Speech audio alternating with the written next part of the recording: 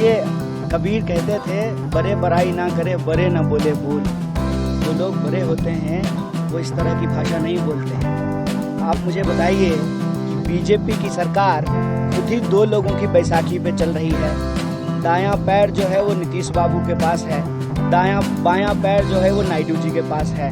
खुद ये 400 का वादा करते थे, 240 पे जाकर के अटक गए हैं। तो कहते हैं ना कि जब लोगों की हालत कमज़ोर हो तो उनको दूसरे के ऊपर मजाक नहीं उड़ाना चाहिए। और बीजेपी का काम ही है सिर्फ बड़ी बड़ी बातें करना।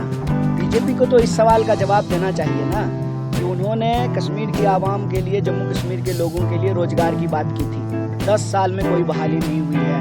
उनसे तो इस सवाल का जवाब देना चाहिए कि जो इतिहास में आज तक नहीं हुआ कि एक रियासत से उसका रियासत का अधिकार छीन करके उसको यूनियन टेरिटरी बना दिया गया है। वो कहते थे कि हर साल जो है 2 करोड़ नौकरी देंगे, सबके खाते में 15 लाख रुपया पहुंचाएंगे। 15 लाख रुपया तो छोड़ दीजिए, मैं कहता हूं कि जिन्होंने लाखों रुपया खर्च करके पढ़ाई लिखाई की है उनको रोजगार क्यों नहीं मिल रहा है। आप इस इलाके में बात कीजिए कि किस तरीके से उन्होंने लैंड राइट के कानून को बदल दिया है। अभी जो एक्वायर की जा रही है ज़मीन डेवलपमेंट के नाम पे, तो लोगों को जो है मुआवजा क्यों नहीं मिल रहा है। ये सारे मौजूद सवाल हैं और इन सवालों का जवाब बीजेपी के पास नहीं है, इसीलिए वो इधर उधर की बात कर रही है।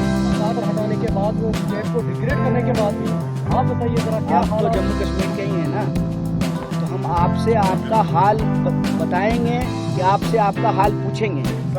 मेरा ये सवाल है कि दिल्ली में बैठ करके आप ये नहीं कह सकते ना कि लोगों की हालत क्या है। यहाँ आकर के लोगों से पूछिए, मैं यही पूछ लेता हूँ, आपको नौकरियाँ मिल रही हैं? तो कौन से हालात अच्छे हो गए? सीधा सा सवाल है ना। क्या महंगाई कम हो गई, बेरोजगारी कम हो गई? क्या नए स्कूल बने, नए अस्पताल बने? ये देखिए, इधर गांव के जो लोग रहने वाले हैं और इधर जो रहने वाले लोग हैं, जब इसमें दरिया का पानी आएगा तो ये कैसे इधर से उधर जाएंगे? क्या पुल बन रहा है, पुलिया बन रहा है, टनल बन रहे हैं? देखिए, ये लोगों के असली सवाल हैं। मीडिया मैनेजमेंट से चेहरा चमका लेने से जो है लोगों की हालत नहीं बदल जाती है।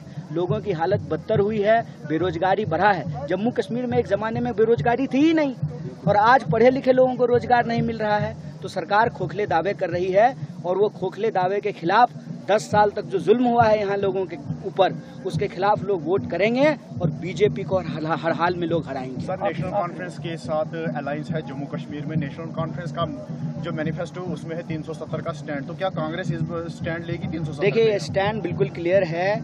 इंडिया अलायंस है यहाँ भी। जैसे इंडिया अलायंस लोकसभा चुनाव में था, वैसे ही जो है यहाँ की विधानसभा में भी इंडिया अलायंस है। और इस पर हमारा सीधा मानना है कि जिस तरह से रियासत का अधिकार छीना गया है, यहाँ के लोगों को रियासत का अधिकार वापस देना पड़ेगा। ये हमने मैनिफेस्टो में शामिल किया है।